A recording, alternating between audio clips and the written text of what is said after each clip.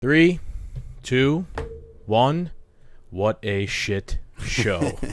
You know, welcome back, Doom Nation. We're obviously doing this because the debate was last night, so let's just go through a whole little spiel. Thank you guys for listening. Welcome back. Welcome back to the captain's quarters. We got Skaggs and I, as always, down here. Yeah, we just got back from Ocean City for our friend's bachelor party. That was a real shit show. Good time. Not as big as a shit show as last night, which is hard to believe. So, as always, make sure if you're watching us on YouTube, you subscribe, share, and like us. Get all your friends to subscribe. We love the support, and we love hearing from you guys. So, without further ado, I mean, oh my fuck. When we decided we were going to do we had to do a podcast today. We actually had people asking if me and my doomed friend were going to do an episode breaking this down. That was the coolest thing about last night. I don't know how many people hit you up throughout the day, but a ton of people sent me the debate drinking game, and they're like, "Are you doing this tonight? You should." And then like people were like texting me throughout it, and like they were like, "What do you think about this?" Yeah. Like they were actually like looking for like my insight and my opinion. So that was pretty cool. Yeah. I gotta say. Yeah, me too. I went to my dad's butcher shop today.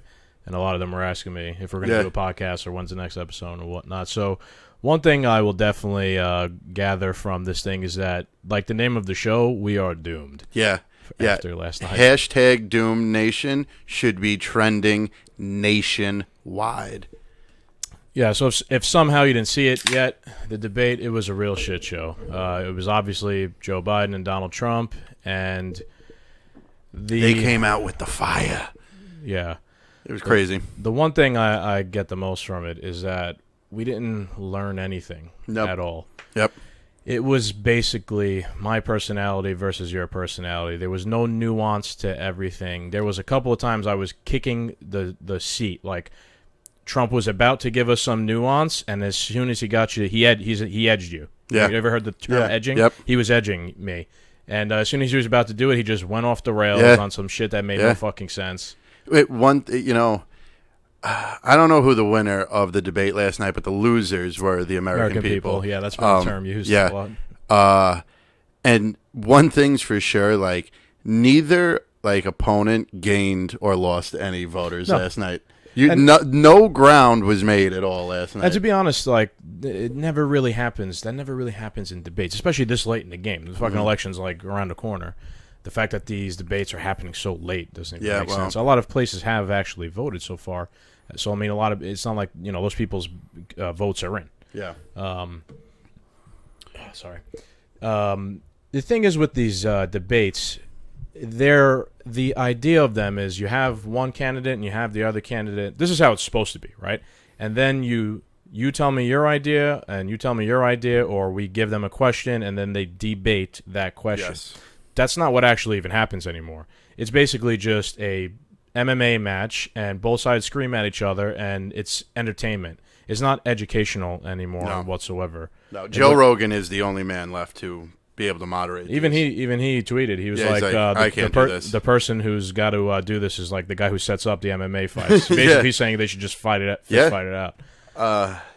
It was a shit show. I mean, even Trump supporters, like his base is like, you've got to be kidding me. Some of them were, some of them aren't. Some of them, I was surprised. I mean, I guess I'm not really surprised, but I've seen a lot of the Trump pages we follow on Instagram are saying that, what's his name, Chris Wallace. Wallace was on Team Biden. He really wasn't. Yeah. In my opinion, he gave both of them very difficult questions and put them both on the spot. Mm-hmm. The difference is when he did it to Biden, Trump kept interrupting and didn't give Biden a chance to get in his own way. Yeah. Like, Biden would start what he was going to say like 2 or 3 things, and then bam, Trump would just be on top of him. And and it was a difficult question, and I was looking forward to hearing what Biden has to say. Me too. Because he never gets asked any hard questions, and he never really talks about anything like this. He never talks about policy. He loves, this man has no plan.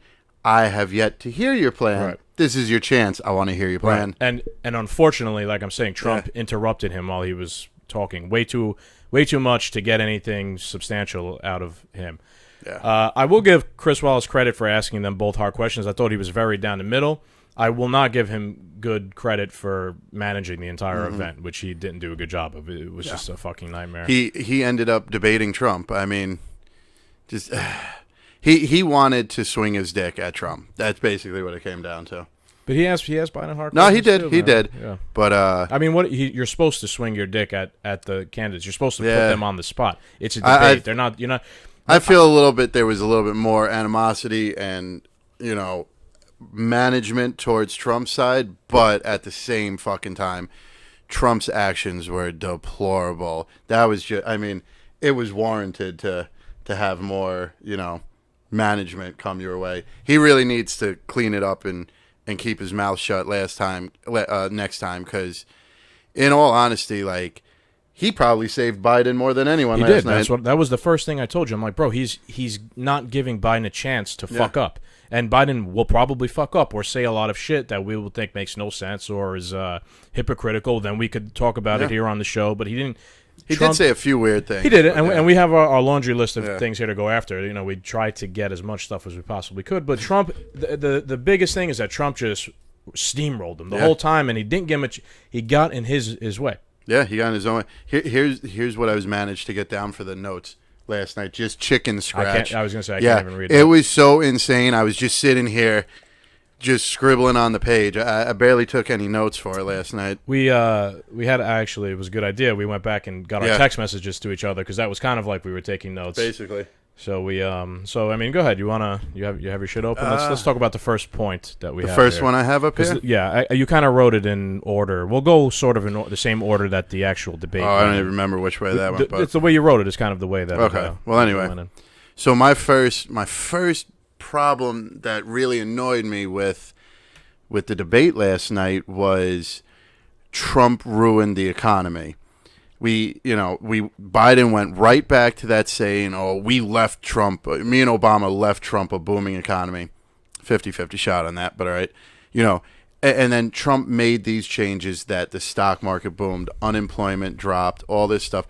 I don't know how much more money everybody has in their pockets by any means, but there was record unemployment across the board. Record employment, record low unemployment. I'm sorry, record low unemployment. So now, the real problem I have with this is they blame Trump for closing the economy. You closed the economy. You lost all these jobs. You're going to be the president that actually ends his time in office with less jobs than he started. It was a pandemic that did this. So you mean to tell me he should have kept... So I guess your stance was he should have kept the economy open during the pandemic, because that would have killed a lot more people if he did keep it. It was a very tough, crazy decision that, who knows how Biden would have been able to handle that. But clearly his stance is, oh, you ruined the economy because you had to close it. We're not even going to get into the dates of when, Trump tried to close it. That comes up down here. Don't worry. We'll get into that same stupid argument that they're still going about. But so what I wrote here was Trump's fault the economy crashed because he had to close it due to COVID and to stop the spread. If that's the case, then why don't Dem states open businesses back up? All right. If Trump is the one who ruined the economy, you guys have the ability to rebuild the economy in your own state and make yourself look like a hero. So it's okay for the Democratic mayors and governors to keep small businesses closed because we're keeping everyone safe from COVID. But Trump ruined the economy because we're protecting everyone from COVID. Mm-hmm. You can't have it both ways. It physically doesn't work that way. Yeah, it was a total, absolutely horseshit point by Joe Biden. Yeah.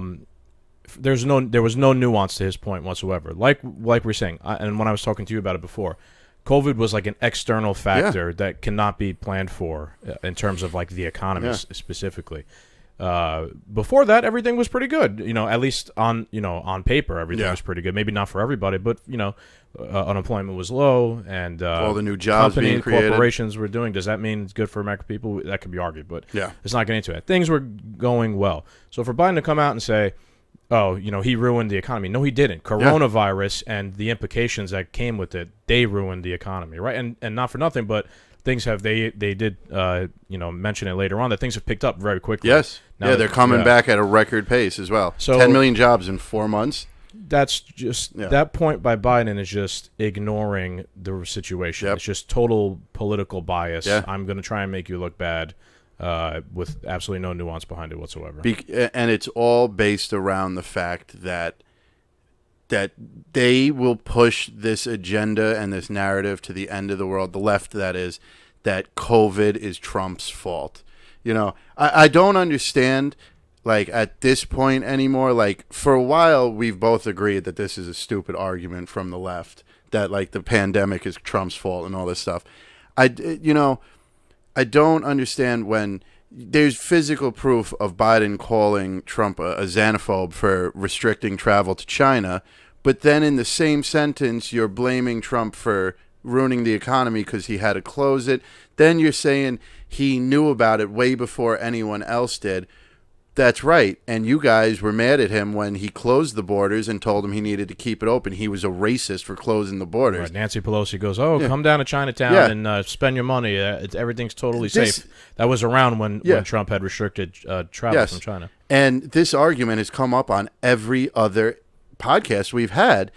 You can't have it both ways. This narrative is ridiculous. And if you're buying into this, you got to sit back and, like, question, like, whoa, like, just listen, rewind a little bit and listen to what we're trying to say. Stop hating Trump and loving Biden. Like, it was March, and that's when Trump started closing things down. He would have done it in February. They would have hung him. They would have hung him from the rooftops. What I was getting annoyed at was when he was on his, when they were having this discussion in the debate and he was defending himself, Trump. I was like, bro, he should have given dates. Yes. Because he just started screaming. He just started, being a child. That's the way Trump is. He's like a little fucking baby.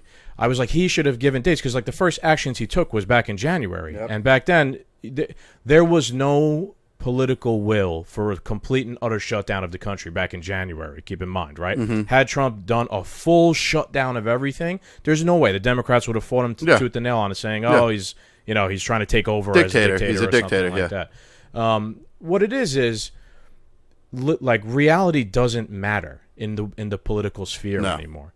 So on this issue, right, I agree. Trump was right. Did he downplay it? Yes, but does that really matter if he downplayed it to the public point of view because he took steps to block travel and stuff like that? But in the political sphere, it doesn't matter if you actually did the right thing. It's just blue team versus red team.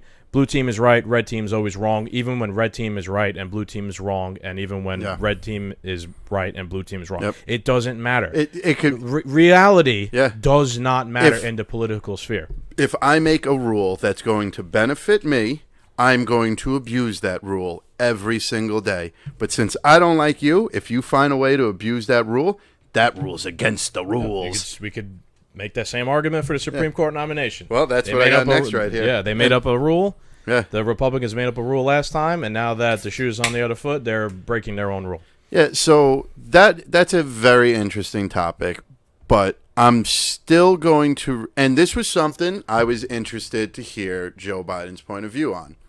And so, of course, right away he gives the typical media headline answer to it and stuff. But it actually made me think, unlike you guys do out there when you just sit there and listen to Fox and CNN. I was sitting there thinking, and he has, his stance is that some people have already cast their vote. They should have a say in who the next Supreme Court should be. Okay? And I also like something Trump said. I'm going to go off the track for a second. He also reminded everybody, he goes, I also have a lot of time to fill that seat after the election. Trump said that? Yes. People need to realize that on November 4th, if Biden is announced the winner, Biden does not take over the Oval Office November 5th. It does not happen. And on November 6th, if Trump signs an executive order, it's an executive order. Right. It's still a real order. We need to realize this. Right. Trump said it in for his point. He goes, I'm not the president for 3.5 years. I'm the president for a 4-year term. Yep. And even if he loses, he still has power until Biden's inauguration. So anyway, if Biden truly believes that the people should have a pick for the Supreme Court, then Biden, you need to stop skating around the question, and you need to give us your short list. Trump has presented us with his pick. If you want the people to have a say in who the next Supreme Court judge is, then you need to show us your pick. This is what I'm talking. We always bring up the uneducation of people. You know, people don't understand the consequences here. You're literally voting for. If Biden doesn't give that list, you're literally going to vote for somebody. You don't know. You don't know. You don't know what you're voting for. You might completely despise the person that he's going to pick. You know what I'm saying? Like, and now you're shit out of luck because you waited and he wanted to play it close to the chest. I have a very funny feeling it's going to be Hillary Clinton. I was going to say, I remember you told me that you think it would just be Hillary Clinton. Maybe that's why he doesn't want to put it out. Yeah, because it's not going to look good. It's not going to be popular. And it's probably going to hurt his polls.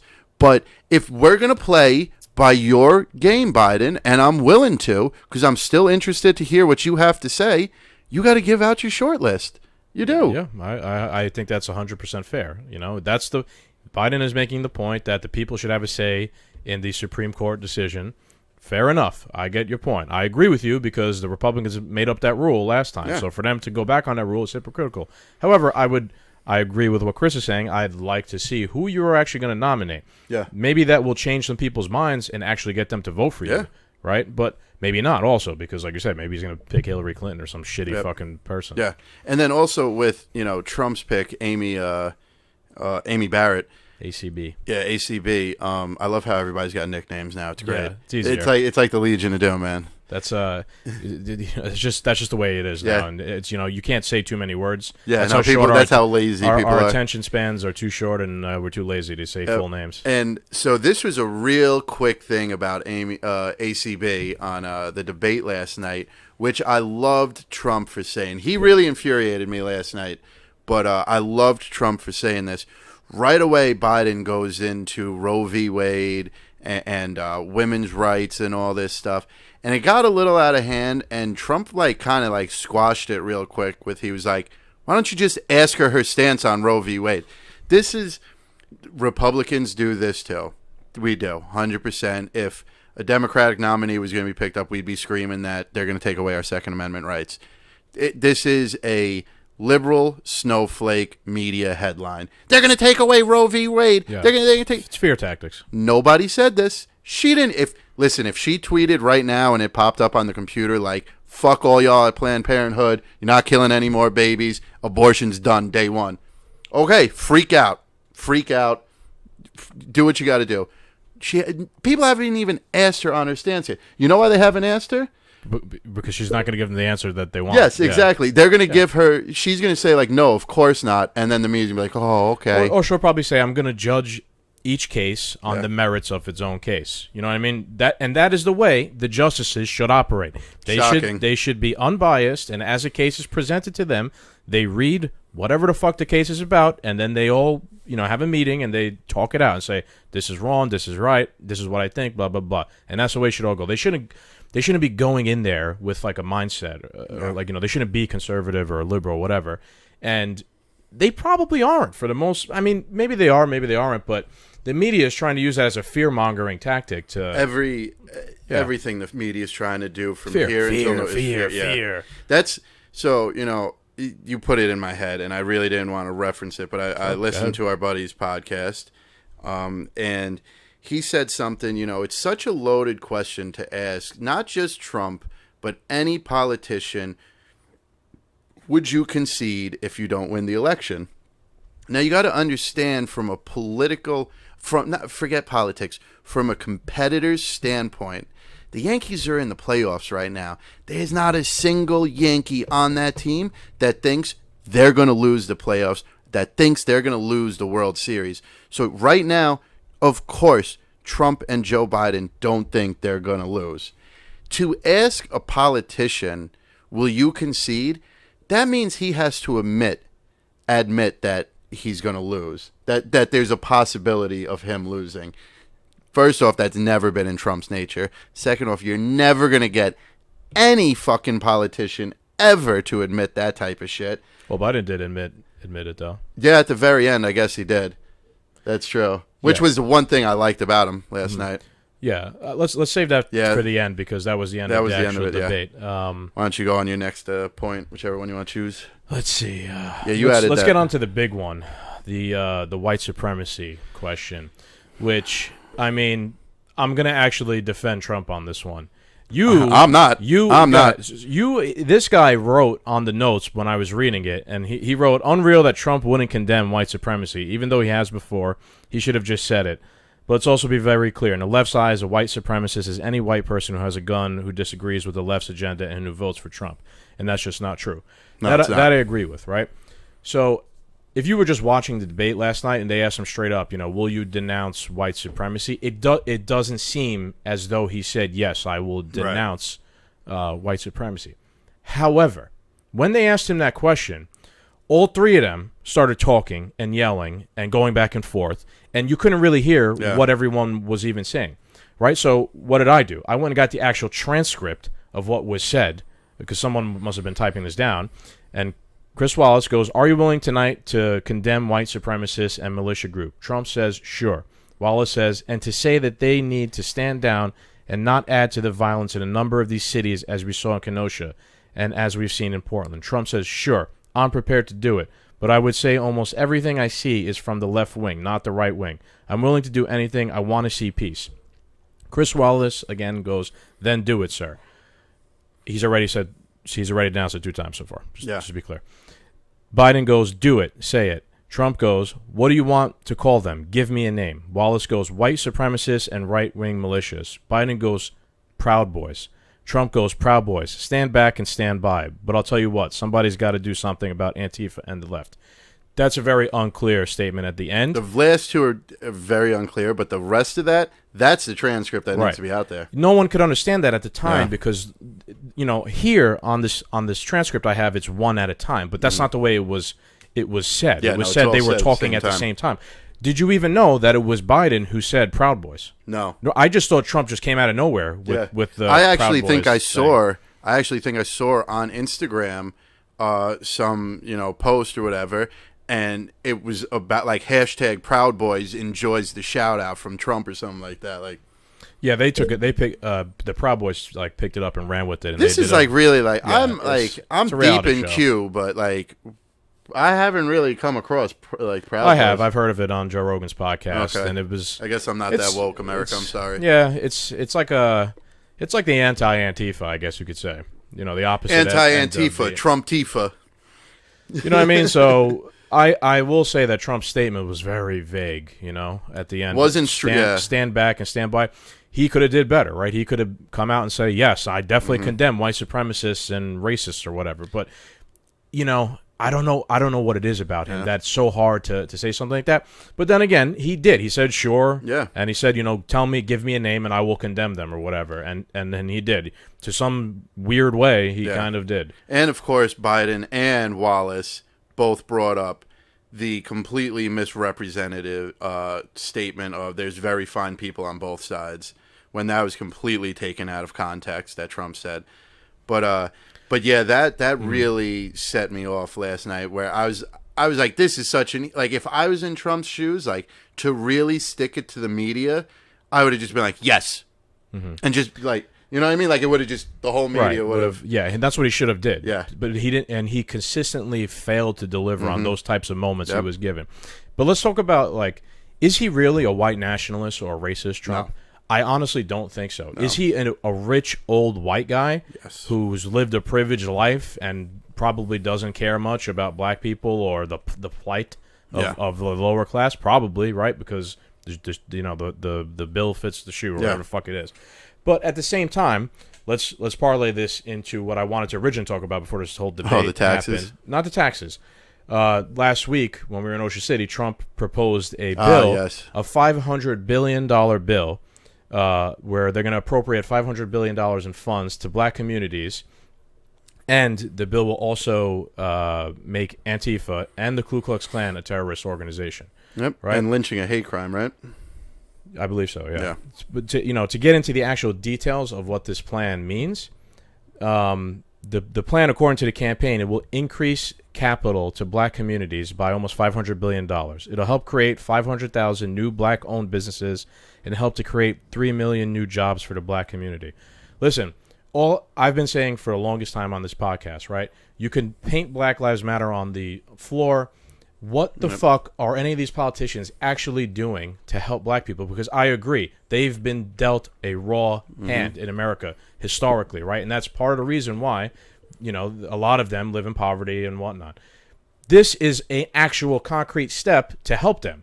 And who fucking put it forward? Donald J. Trump. Yep. You know what I mean? So is he racist for trying to help them? It's just, that's all bullshit. That's all political back and forth nonsense they are treating us as if we're like so stupid that we can't see past that stuff. Yeah. And some people are. Some people are so just in there. He's racist. Just gotta. If the shit I'm saying now defending him, even though I don't like him, the people will say I'm racist now. Yeah. Even though my goal is I do want to help Americans who have been fucked over. I want to help their lives get better. If I had a magic wand, that'd be the first fucking thing I would do. Yeah, to help people like that. Trump's racist, but here's $500 billion to go to all the black communities. How much money has the BLM organization raised since George Floyd's death? Where is it all going? Look, I'm for the movement, but the organization is questionable, man. Yeah. Where just do a little something with the money at least. Like, you know what I mean? Like, appease us a little. It's funny because Black Lives Matter, the statement, I 100% agree with, right? The sentiment, 100% agree with. The movement, 100% agree with. The organization, I think, is a piece of shit. Antifa, the statement, anti-fascism, I 100% agree with, right? I don't like fascism. That's why we fought a world fucking war to defeat Hitler and the Nazis, right? Because America is anti-fascist. Yeah. But the organization is basically fascist. Both things are very similar in that way. It's just ridiculous that people can't see through that. And actually, Fox wrote this about Biden was how can you say Antifa is an idea? I'm really surprised that floats around so much. Because my question for the people who believe Antifa is an idea, okay, then in that case, the neighborhood gang that is ruining your neighborhood, they're just an idea. Is an idea. ISIS, when they were attacking American soldiers, that was just an idea. That's an ideology. That's a great fucking You know what I mean? Point. I didn't even think of it that way, but ISIS was essentially an ideology of the Islamic State of Iraq and Syria. They were not an actual real country, right? They were an idea of we're going to make this country of these, we're going to make a new country of ISIS, right? But we treated them as if they were, a group and an actual entity. Yeah. Meanwhile, what they were claiming to be was not real. Yeah. And then you go on the internet and you see all these pictures. Why is the idea of Antifa? Who are the people carrying the Antifa flags if they're not Antifa? Why is the idea of Antifa always surrounded in rioting and violence? There's plenty of peaceful protests, but I don't see Antifa spearheading them. Yeah, I don't see Antifa running any peaceful protests. Every time I see the idea of Antifa show its face, they're blocking off a road. They're beating up a business owner. They're shooting. That was Antifa that attacked that kid Kyle. Like, how is this an idea? I don't know about that, but it was just people. Yeah, true. I true. don't know. Yeah, I don't know if they were associated with Antifa. Those are just rioters. But how can you call it an idea? There's physically things happening out there. It's just another one of those cases where, the QAnon movement gets banned all over social media because they're telling people to look into politicians that might be corrupted with pedophilia, and that's a conspiracy that's going to ruin the world. But Antifa, who's physically burning down buildings, it's just an idea. And let's be real too. We're like organisms that live on this rock that's spinning around the sun, right? Everything that we do is an idea, right? Yeah. The United States of America is an idea. There's no God-stricken down law of nature that says the United States of America has to exist. It's an idea. And human beings buy into this idea together to make this thing happen.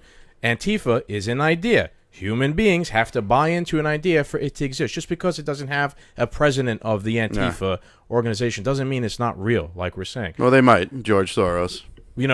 us and our buddies, we call ourselves a Legion of Doom. Yeah. We don't have a president or a leader. Like, we don't have a constitution, but we're still the Legion of Doom. Rule it's an number one. idea, but it's still, you know what I mean? It's still a thing. Yeah. It's the same. It's the same thing. It's just, and for the Democratic nominee to push that is a bit insane. You got to really.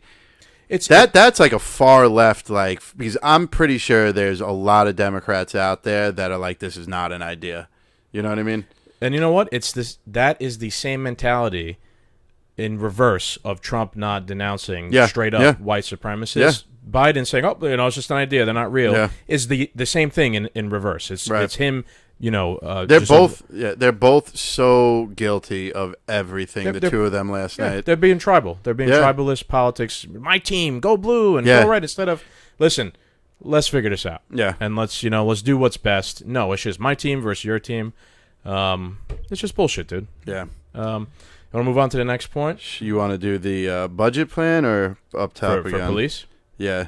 Yeah, let's get into that. You go for it. No, you go ahead. You started, and I'll come in with what I found. So Biden was going off about, the law and order debate, and Trump was really rock solid to get involved on this.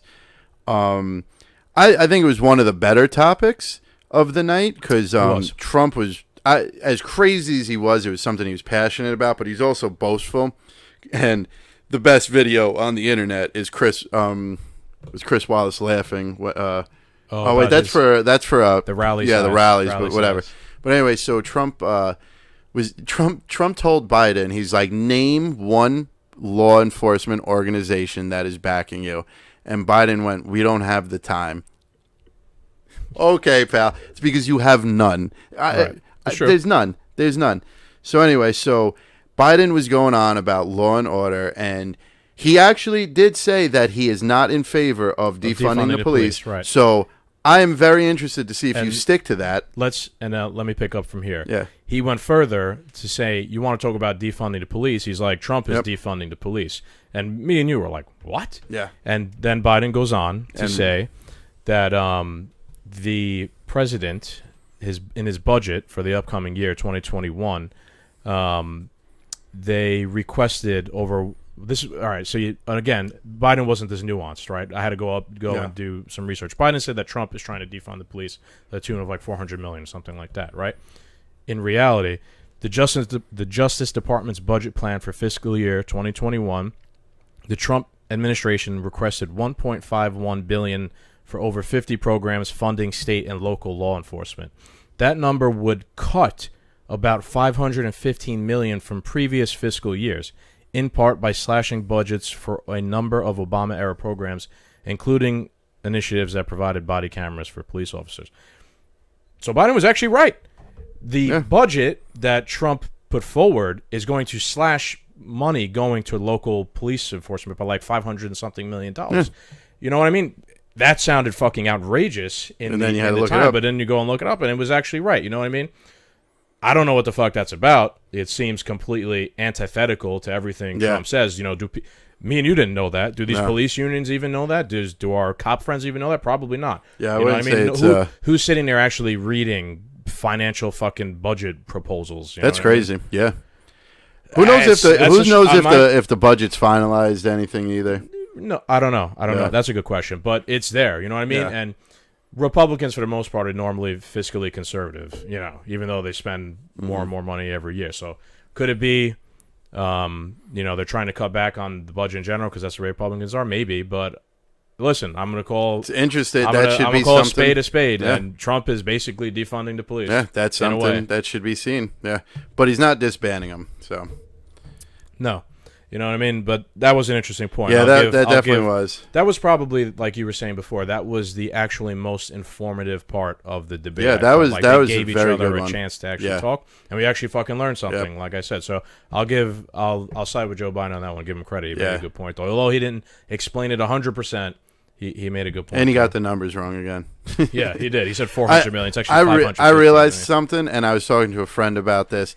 On a previous podcast, I really got annoyed with Biden, where he could just say 150 million people died of gun violence, 200 million people died of COVID and all this stuff. and nobody corrects him, and he doesn't correct himself. And you're talking about serious subjects, and we need the statistics. If you're going to be the president, you're the one that needs to give us this number. Listen, you say, 100 million and it's 100,000, but then you correct yourself and give us the correct number. Fine.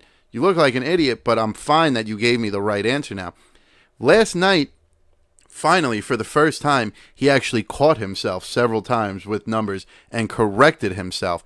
I don't care that you got to correct yourself, but at least you're giving us pretty decent information this time. Yeah, everybody says the wrong thing sometimes. I mean, how many times you say the wrong shit? You know what I mean? But like you catch yourself and then you say, "Oh no, I meant this." But for somebody who's the presidential nominee to just wildly throw out numbers and never be corrected is mind-boggling to me. Yeah, Trump does the same shit though too. He says a whole bunch of crazy shit all the time.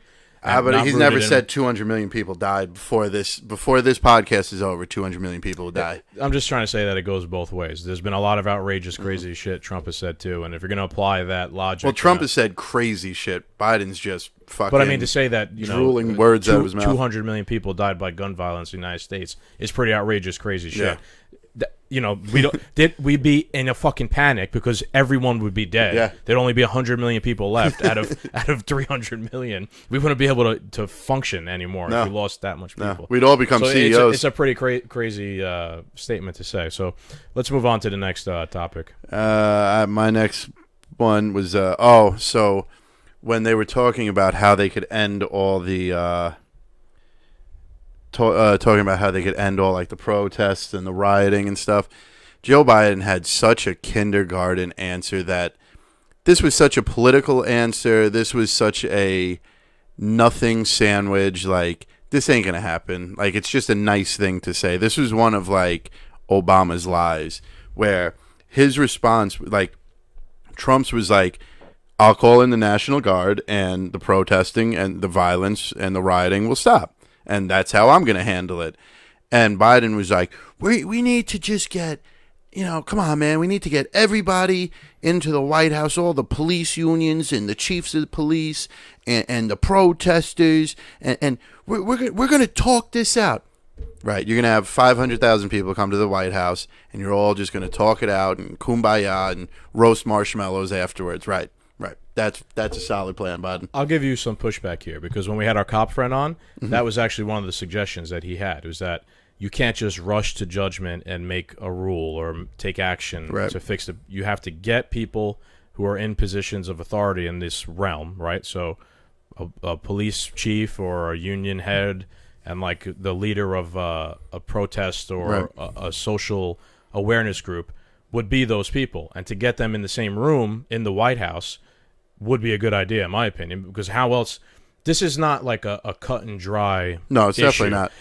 It's going to take people from both sides working together, talking it out, and taking their time to figure it out. Like our cop friend was saying, you can't just make a snap judgment and pass a law, and then because you don't know what the repercussions are going to be. Look at Minneapolis. So I'll give you some pushback, and I thought that's kind of a good idea. Not everybody, for Joe Biden to say, I have the answer and I'm going to fix it. You're full of shit. No. There's no way you can just wave your magic wand and fix an issue like that, because it's complex.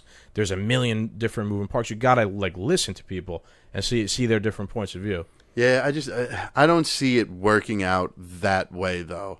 Maybe it won't. Yeah, but what though, the one idea I did have from it though, if I was Trump to throw out some BDE, I would try it first. You know what I mean? I would just find a day where you could schedule it in and get several chief of police and several protest leaders, and let's see if we could talk it out. Really just that'd be a great from a Trump standpoint. That'd be a great way to sabotage an idea would be to have the heads of all the major police departments in the country, and then have the heads of the Black Lives Matter movement. Have a meeting with them all. You know what I'm trying to say? Although we don't agree with them, now you've put them on the spot. Look, you want to fix things, you want to change, we're going to put you in a meeting all together, and now we're going to work it out. So from both sides, if they're not going to be, if they're not going to come in good faith to that conversation, then we can see, all right, this side's at fault, this side's at fault. Let's try something else. Let's go from there. Yeah, it'd be interesting because I couldn't see people coming right now. I couldn't see people coming together peacefully. I think it would just be too big of a shit show. Probably, but you have to start somewhere. You have to take that. Very first true. Step, all we're getting from the debate and everything else going on in society is division. And honestly, dude, Trump he pours gasoline on the fire. Instead of being I'll give Biden credit, although the whole thing was messy. Biden ain't trying to unify no one. But he sounded more conciliatory, reconciliational than Trump did, who just steamrolled every fucking thing. It was just easier to say. It's easier to sound even if it's not Trump. Right, even if it's not genuine. Listen, I don't believe Joe Biden. Yeah. I don't want him to be the president, but this is what I'm given, right? Yeah. I can only comment on what I see. If Tulsi Gabbard was that person, I'd believe her 100%. Right. Do I believe Joe Biden 100%? No, but that's what he said. So if we're gonna pit what one person said against another, I'd say that Joe Biden sounds more reconciliatory in terms of what the fuck's going on in our social issues in the country. See, my problem though is we know Biden's an establishment guy. That too. Yeah. That's why I have such a hard way. Like when they're looking for that peaceful kumbaya shit. No. I agree 100% with you. I don't believe him, but I'm just saying that's what he said. Well, I guess you know what? They're finally doing what I asked. Just lie to us again. Yeah, just lie to us again, please. It's better. There you go. Yeah. I guess it's right. Oh, man. You want to move on to the next? California? Yeah, go for it. All right. So this was something we really should have our own podcast on. So they got into the issue of global warming. And not that I don't believe global warming is real. It clearly is real. I still stand with Trump on this position. Biden wanted to become part of the Paris Accords because he wants to be working with the rest of the world. And we look at South America and they're chopping down all the trees. And I want to be part of the group that collects $20 billion and gives it to South America and says, here, stop doing this. The problem is, Joe, American taxpayers are going to pay $19.5 billion of that $20 billion that we're going to give to South America. That's why Trump doesn't want to be a part of it. You're never going to convince me that we're going to save the world and the environment and help climate change by paying more in taxes. You're just not going to get me to believe that. But what made me stand by Trump is I am all for green energy, better water. Watch Down to Earth with Zac Efron. He's all about like a green lifestyle, and the things he shows like is very reasonable stuff. But Trump said to Biden straight up, he goes, "You want to talk about air pollution? Well, then when are we going to talk about the crap that Russia spews into the air and China and India? These are three of the biggest polluting countries in the world." And Trump called him out. I've been calling him out. The left and everybody who wants to be part of the Green New Deal and the Paris Accords don't. In the Paris Accords, America has to reduce its emissions by X amount, and China has unlimited emissions. For a certain amount of time, I believe. Yeah. Ridiculous. Ridiculous. So where were we? Without doubt, we're going to do an entire episode, I'd say, on climate change at some point, and we'll hash out, because I took a lot of classes back in college about it. And yes, colleges are liberal, but they reference direct statistics and things like that. And we'll get into all the details. But I don't disagree with you. Those countries do pollute a lot more than we do. And when me and you had our little conversation, I said you have to hold them accountable. By using the might that we have to do it. That's what would get me on board. But I don't want to get into the weeds on climate change. So we're going to talk about the weeds in California. Let's talk about So that's a good point. Let's talk about the weeds in California. So they brought up in the climate change the wildfires in California. And there were some very good points and something. So Skaggs and I are hunters, and we go out and, everybody who hates hunters, how can you kill animals? First off, the two of us do more for animal conservation in New York and Connecticut than any of you do. Because we're actually out there providing research and managing and maintaining the environment. Yeah, also all the money that we spend on hunting equipment, our licenses, paying for tags, goes directly back into conservation and things like that. When you kill a deer, I killed a deer a few weeks ago, right? When you report the tag, dude, they ask me like 500 questions about how many deer were there, what else did you see, the land, those sources of water, what was around, this, that, whatever. They take that information and they use it to make scientific decisions. But exactly, they add to the management of the environment. Yeah. Now, in California, they have no logging. They have very poor environmental conservation. So, what was I saying? So it has very poor conservation, and every year there's a fire. if you just, and Trump said it, and Trump called him out, if California just had better management of their wildlife and their forests, this wouldn't be an issue. There's whole villages and towns that live in the woods, and they never have a problem because this environment is maintained. Mm-hmm. So go on with what you wanted to. The point I've made before too is about California is this fire problem happens every year. Every year, so like clockwork. You know what's going to happen. You have to do something about it, right? So I did some more research, and it turns out that actually 57% of California's 33 million acres of forest are controlled by the federal government. Think of in terms of up here, when we go hunt on state land, New York state land, that's land that New York's state is responsible for, right? You could also, I don't think you really can go hunt on it, but there's also federal land, like a federal national park. New York, if that was in New York State wouldn't be responsible or able to do anything to that land because that's controlled by the federal government. So in California, you have like Joshua Tree and all those types of parks, right? Yeah. Some of them are state, some of them are federal. So actually, the majority of the land that needs to be maintained is under federal control. Oh, so this is Trump's problem, huh? Theoretically, yeah. Not, Trump is not going to go there with an axe and cut down a tree, but, the National, Wildlife Service or whoever. There's people in charge of federal national parks and stuff like We're talking about whose jurisdiction does the land fall under that needs to be maintained, right? We're talking about dead trees, cleaning up areas that are dry, stuff like that. Yes, California has a big role to play because they control a lot of the land, but the federal government actually controls more. So the state of California cannot send a logging operation into like a national park and maintain the land for the federal government. That'd be like a violation of trespassing. Yep. But I think it's time to change some rules. It's going to take both the federal government, whoever's in charge of managing the parks and the federal land, and California to come up with a plan. Put fucking politics aside because there's definitely some political sniping going back and forth while people are fucking on fire. Yeah, keep that in mind, because it doesn't matter. Politics, they'll fight, and the average Joe here is literally on fire, and they don't give a fuck. It's going to take both parties to fix that problem, in my opinion, and it's going to take a little bit more effort from the federal government to take a leadership role because it's their property that's on fire. Also, I'm curious to see then of this no-name person who is in charge of that jurisdiction, because there has to be someone. So yeah, sure. So I love referencing Parks and Recreations because the main character Leslie Knope starts off as this little nonsense management position in her local Parks and Recreation, but before her life really takes off, she ends up heading like the entire like Northeast national park. So every national park in the Northeast she oversees. So someone in the California area, there must be a head of national parks or federal parks, whatever you want to call them. Yeah, I'm sure there's multiple. There's a so I'm really wondering what that person is doing. If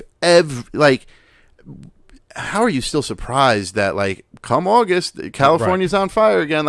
It's been happening. Yeah. And don't get me wrong, Biden made a good point. I believe it was Biden, or it might have been an ad from Biden that I heard about global warming where they said we see it more. There's more hurricanes hitting the coast. There's bigger hurricanes hitting the coast. There's tornadoes that are lasting longer. There's wildfires that are getting bigger and bigger. Let's say in our own area, how many more? We've had a lot more storms causing tremendous damage than we ever have in my entire life. Yes. How many times in the past I moved up to Connecticut, and in the past 2 years, there's been like 3 major storms that have destroyed a ton of shit and knocked out power. It never was that often. The big storm when we were kids was the blizzard of 96 or 98, whatever. It wasn't as often as it's becoming now. It's becoming almost like we're going to, up here in the Northeast, we're going to live in like a hurricane tornado zone where there's going to be at least 3 or 4 storms that are going to destroy everything. Sooner or later, the hurricanes are going to be making it past Florida and hitting the coast of Texas. Mm-hmm. You know what I mean? They have. Remember we had the hurricane that fucked over Houston? And some, remember that? When was that? A few years ago. They had a huge hurricane that like drowned Houston. And remember all the NFL what's his name? Oh, and J.J. the Watt raised a tremendous amount of money. and didn't the ceiling on the stadium collapse? I don't know if it collapsed, but there was like a lot of damage. Okay, yeah, I kind of maybe Houston remember was that. like literally underwater. For Yeah, a really. few months, for like Sorry, months or Houston. so. I don't. Yeah. I love Texas. I'm just I've saying, been there. I really don't remember this. We'll get into all that definitely in Yeah. the climate change episode. It's visible, the changes that are happening. If you want to debate how much do we play a role in it, we could have that debate. But if something is happening that's not that's out of the ordinary. You know, it's something. Another bullet point that we missed. So obviously, COVID was brought up last night, and I know we're going out of order now, but we missed this one. Okay. But so Trump said something that brought out common sense, and that's, I'm not saying that Trump has common sense, but I'm going to say Trump has more common sense than the brainwashed CNN follower. So the issue of mask mandates and wearing a mask and social distancing, he said something very sensible where he's like, listen, I'll wear a mask when I feel like I need to wear one. He literally was like, look, I went in his pocket. He's like, I have one. Yeah. Here it is. And I also love his mask. It's just the black with the presidential seal. I think it's a nice fucking mask. But anyway, he was like, but why would I wear a mask in here? You all have been tested. You have all been screened. You're all social distancing. You're all staying 6 feet away from me. What do I need a mask for? Then he went on to make fun of Joe Biden, which was great. But he's right. He was, at the end of that, I started kicking my chair because yeah. he was right there into making like a very nuanced, logical point that I have made before. Yeah. Where if put everyone in the same room, if they've all tested clean, what the fuck do we need to follow any other rules for in general, right? Why do I have to social distance if no one has coronavirus? I cannot give you something I do not have, and vice versa. So I wanted him to go more into that, and he didn't. He went into a lot of nonsense. And Trump, I got to say, Trump dropped the ball last night. I have to say it. And he could have went into so many avenues for COVID. All the shit that's been coming out on the CDC's website, that all of a sudden now it's COVID's not airborne, or that only 6% of people died from just strictly COVID. I think they were saying that it is airborne. Okay, right. One of the other way. There was a mistake that the CDC made on its website that they corrected after all this time. And and like the Tennessee mayor lying about the numbers, because he even said he's like you think like these foreign countries give us an accurate representation of how many people are sick. He didn't hit that hard enough either, though. They don't have an accurate count, but you're right. He just dropped the ball. Like he had several instances, I'm just using the COVID one, where he could have really used his time to give us information the media doesn't want to cover, information that we try to tell you guys. He could have given us nuanced information, which he would start to do it, and then he'd go off the rails and start screaming at Biden.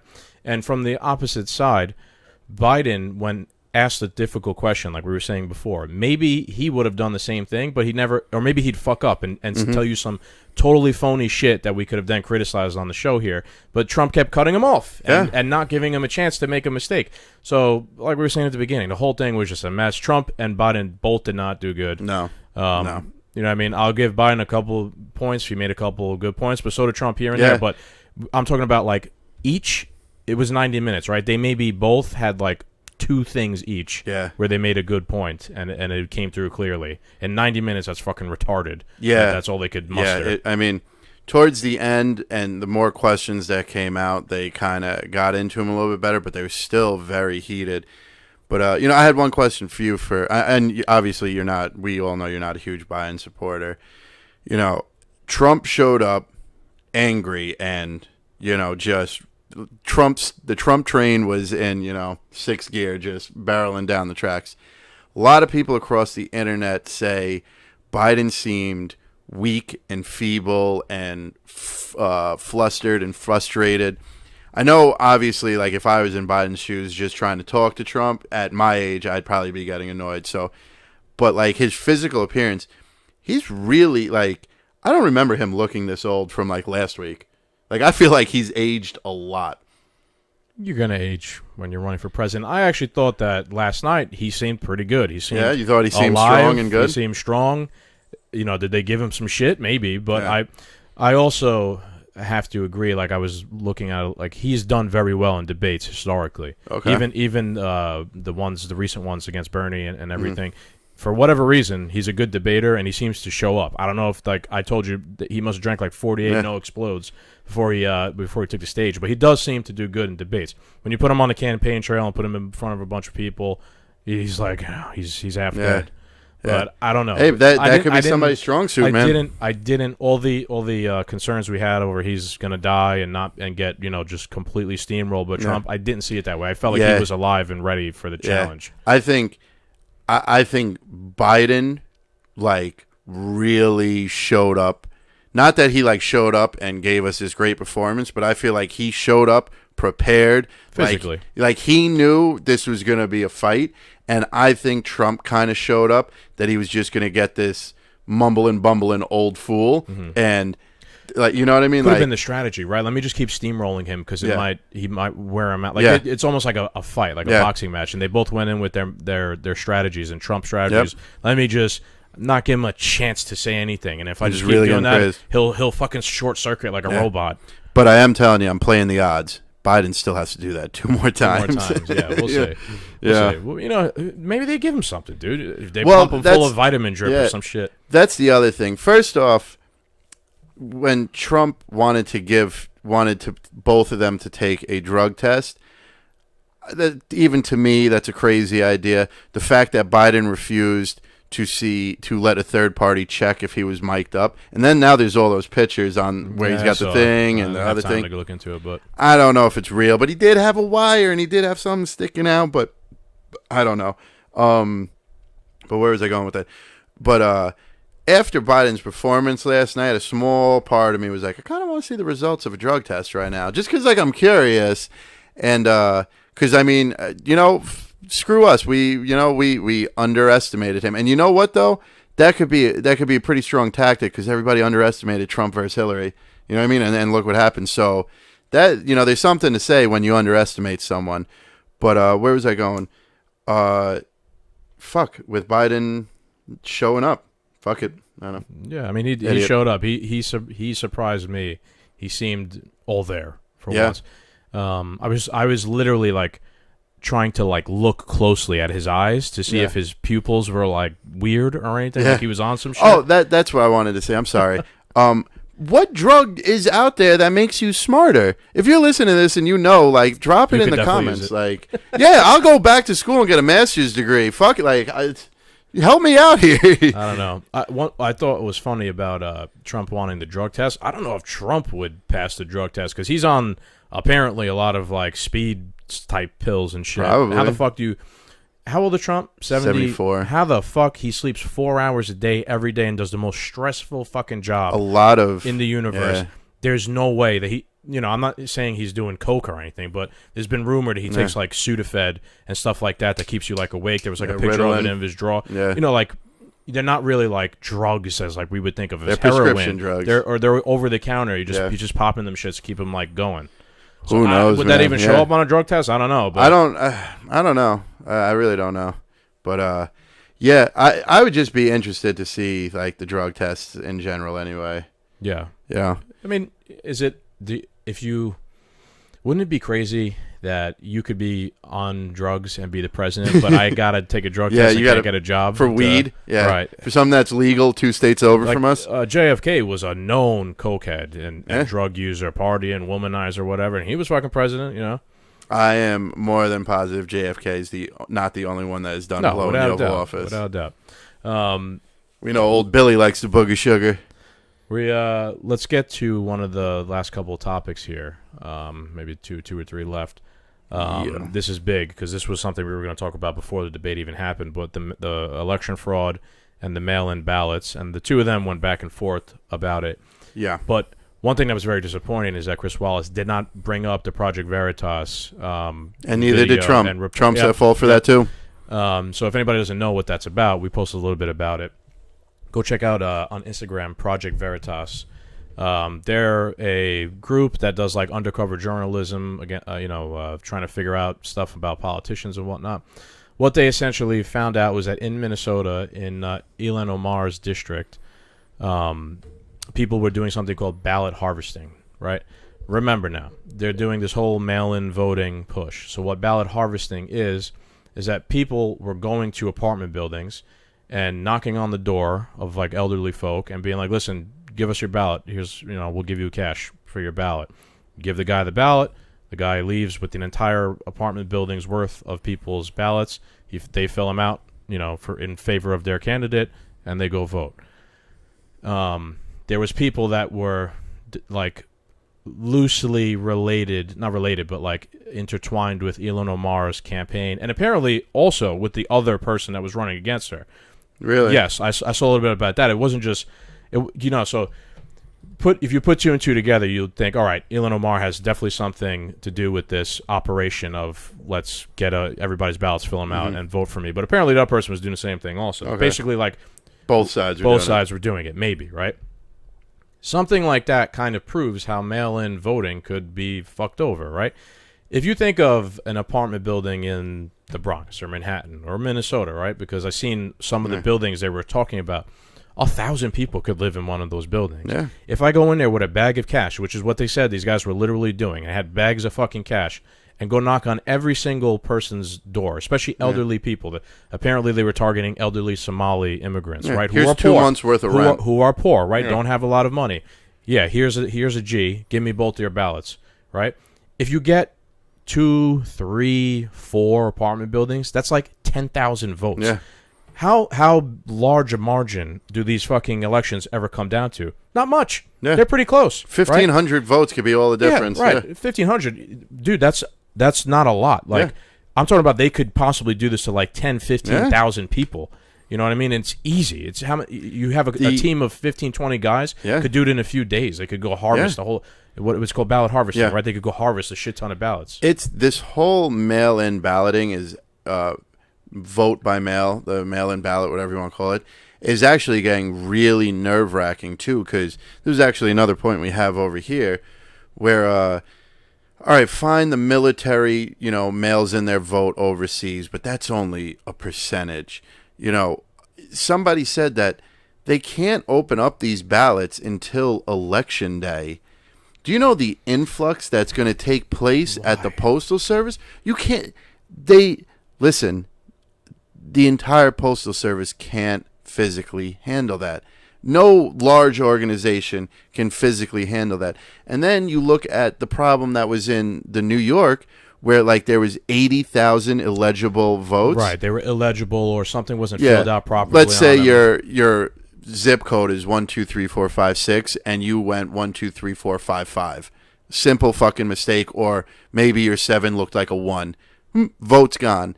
So yeah, that's exactly what they did. So I'm not voting by mail because I'm a New York Republican. I already know my vote doesn't count. I'm going to the poll that day to make sure I get my vote in.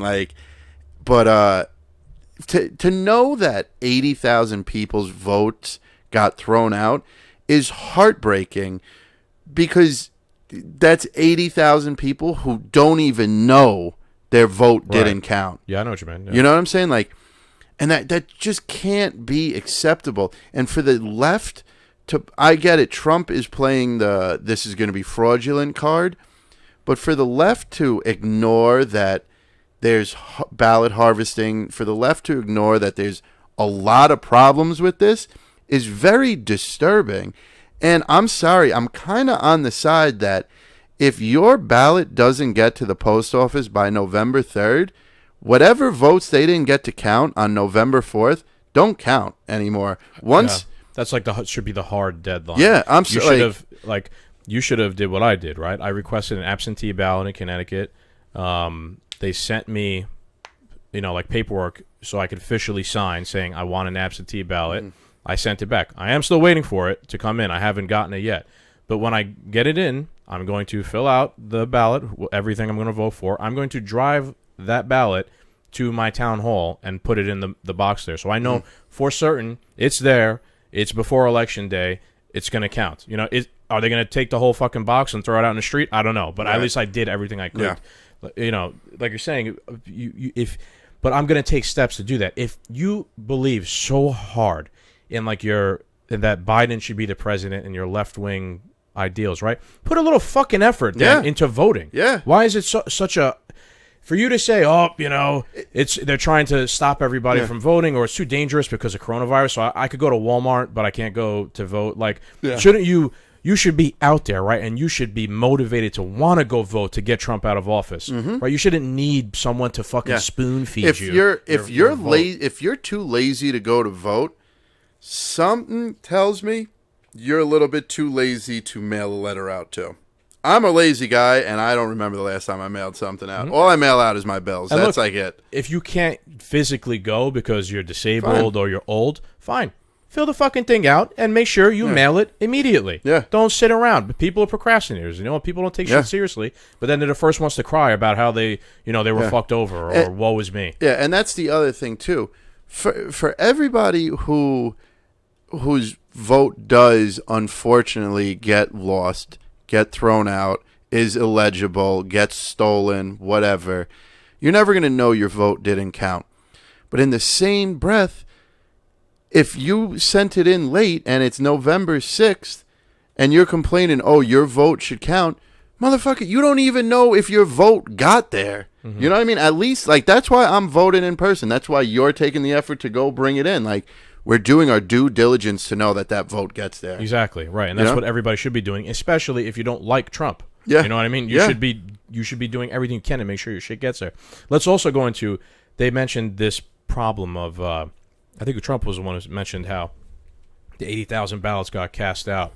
And Biden's counterpoint to this was, oh, well, if your ballot, there's something wrong with your ballot, there should be a process that you go, this is exactly what Biden said, a process that you go to go down there and testify, no, I know my ballot was wrong or had something mistaken on it, but I'm going to testify that this is who I voted for.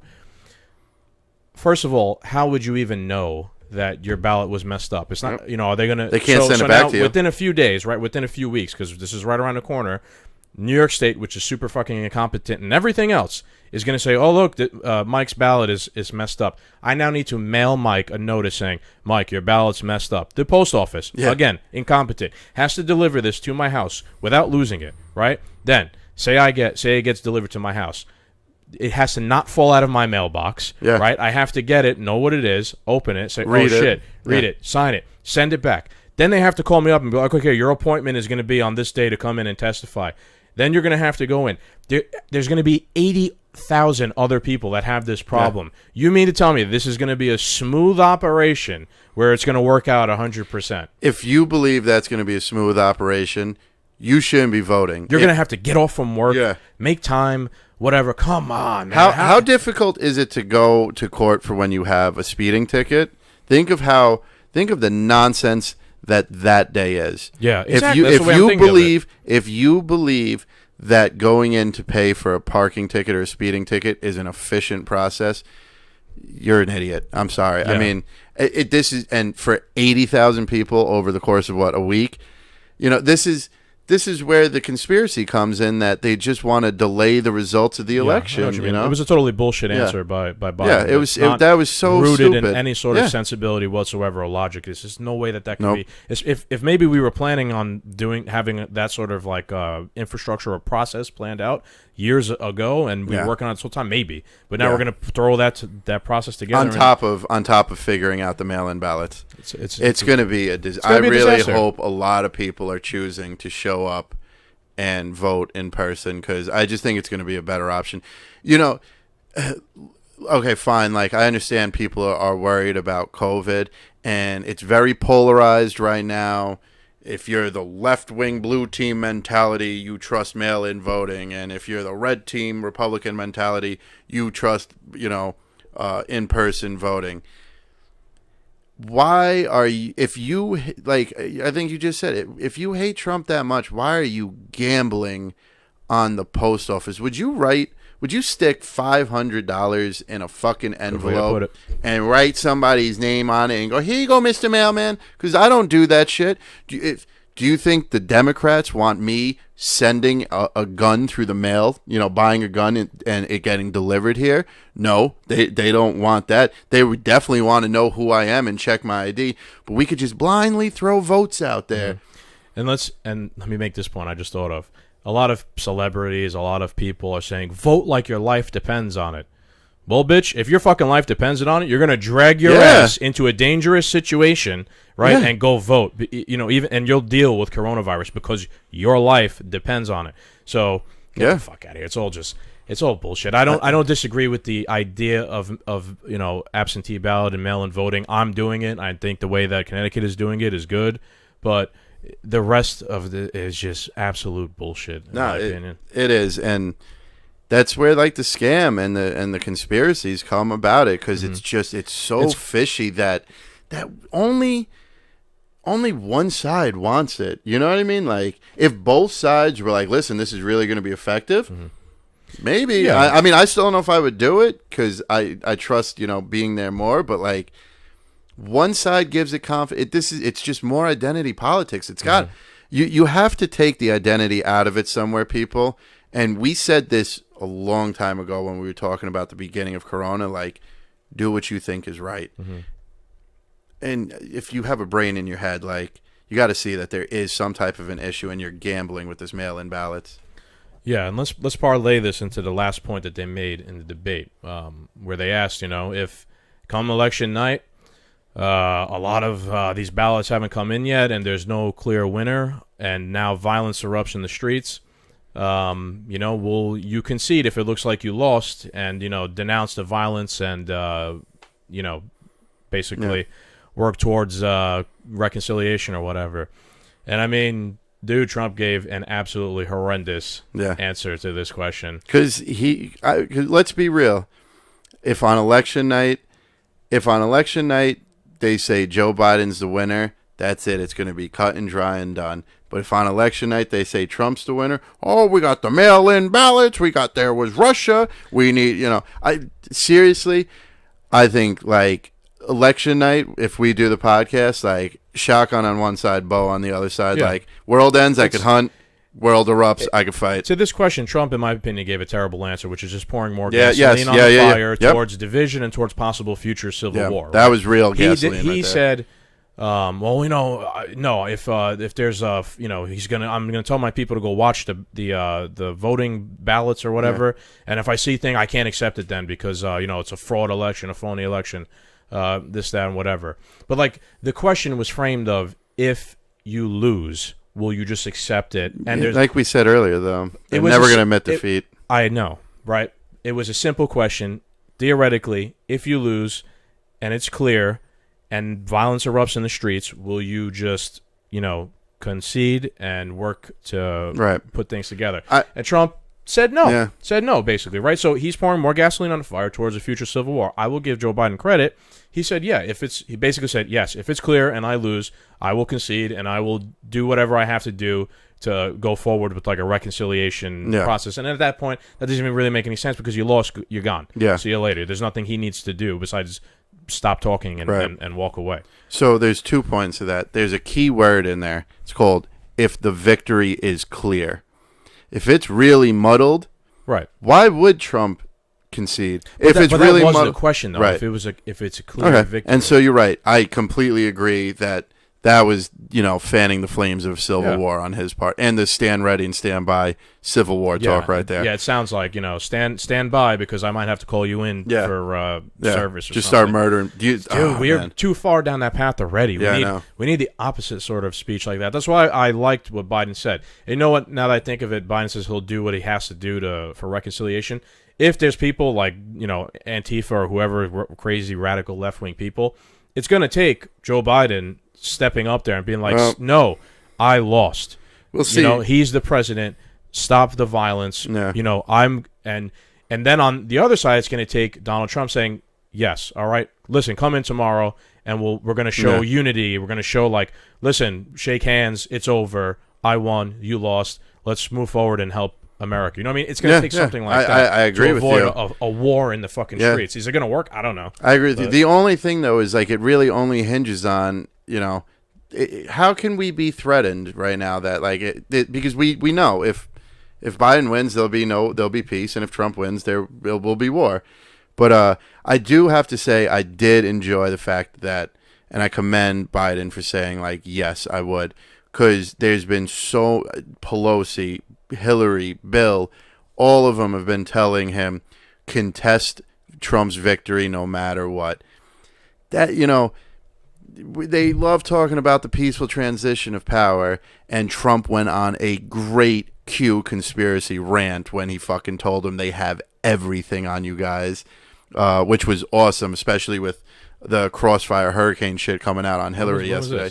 Well, during the debate, there was a part where they were talking, where Trump, I believe, went, you want to talk about the peaceful transition of power, why don't you guys talk about how I was being spied on from the moment me and the First Lady came down that escalator to way after the election was over and I was declared president, that there was a coup that Hillary Clinton started and you and Obama were in on it. You guys weaponized the FBI. We have you guys. We have all the information. We have you on tape. There was this whole rant he went on, and it's everything Q has been saying for a very long time. And I'm very interested to see if any of that's real, because, I mean, if I'm right, like I said, I'm going to throw myself a party. Do I see any? I mean, it's still a long shot Hail Mary miracle, but it was pretty crazy to see that. But with all being said, like, I hope Biden sticks to some of the things he said.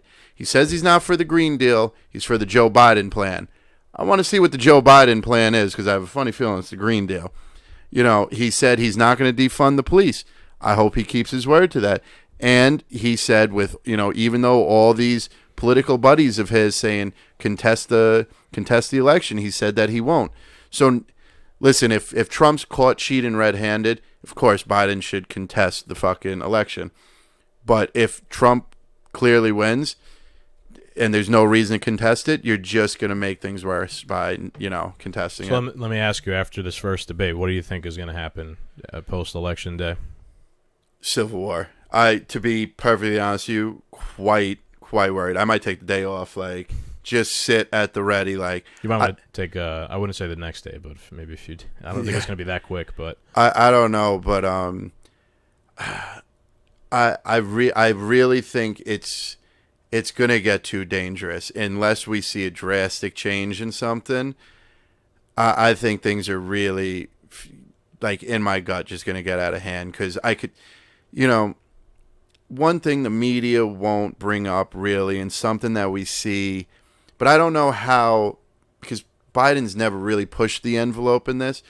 Trump could go to any state and 150, 250, 300,000 people show up to a rally. Biden shows up and it's 6 little circles of, 7 people.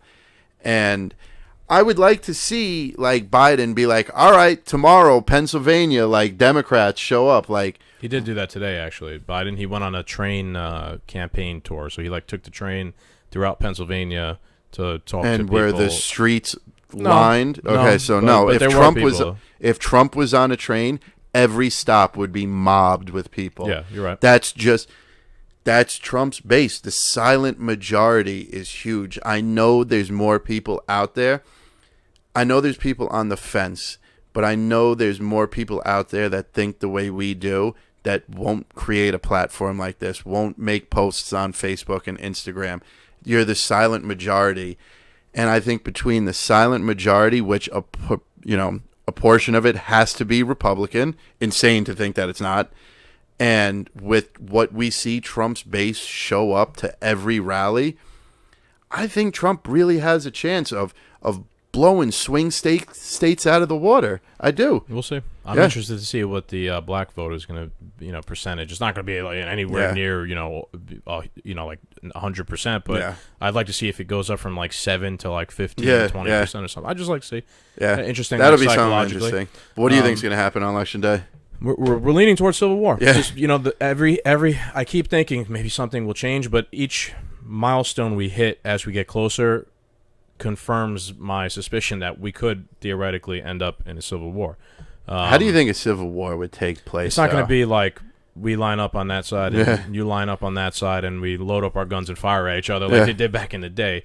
It's going to look like what's happening in Portland, just violence all the time. And are you a Trump supporter? Bam! Someone sucker punches you or something like that. What was the point I was going to make before?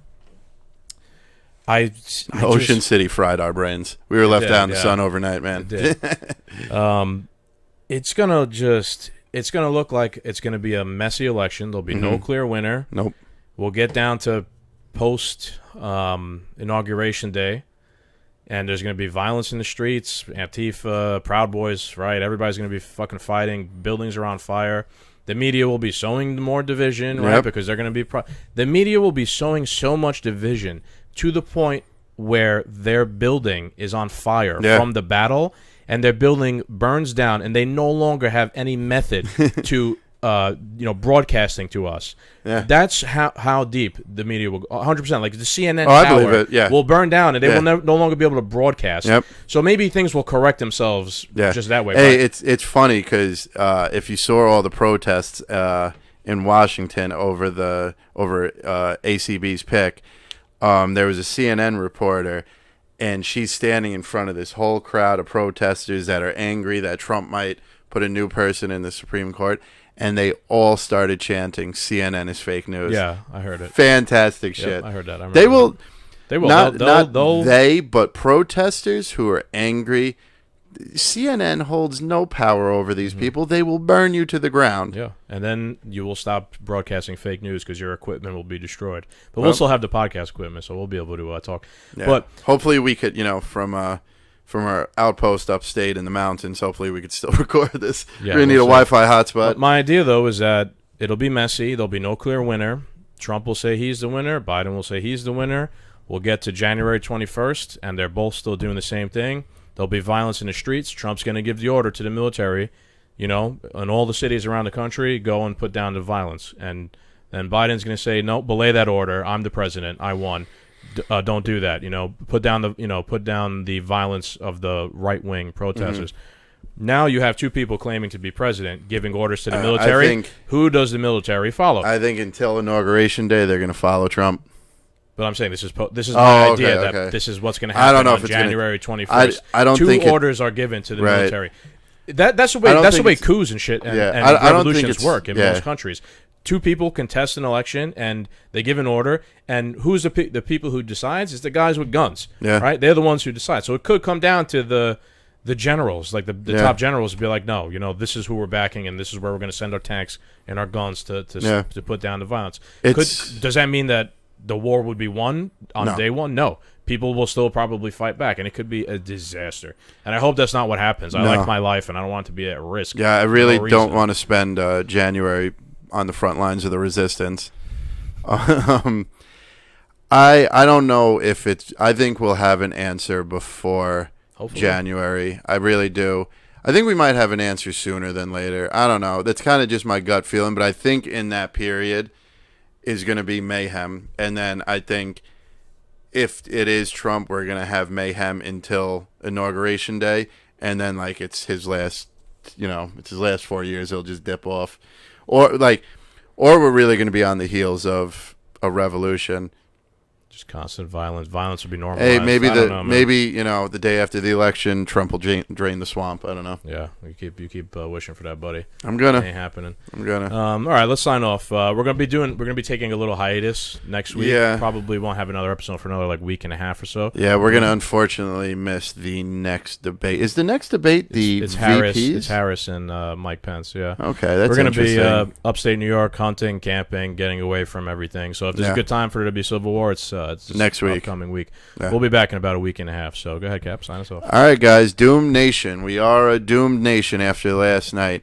Thank you guys so much for listening. We appreciate it. We love hearing from you guys. So make sure to comment on all of our posts.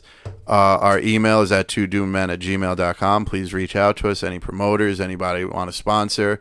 We'd love to hear from you guys. We'd love to work with someone. Other podcasts, all good.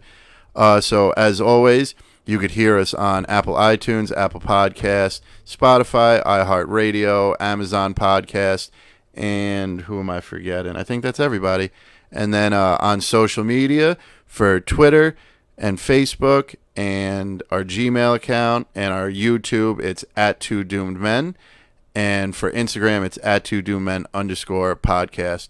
So Doom Nation, thank you. We'll be back in a short, quick week, and we're still here and a little bit less doomed. All right, guys. Adios.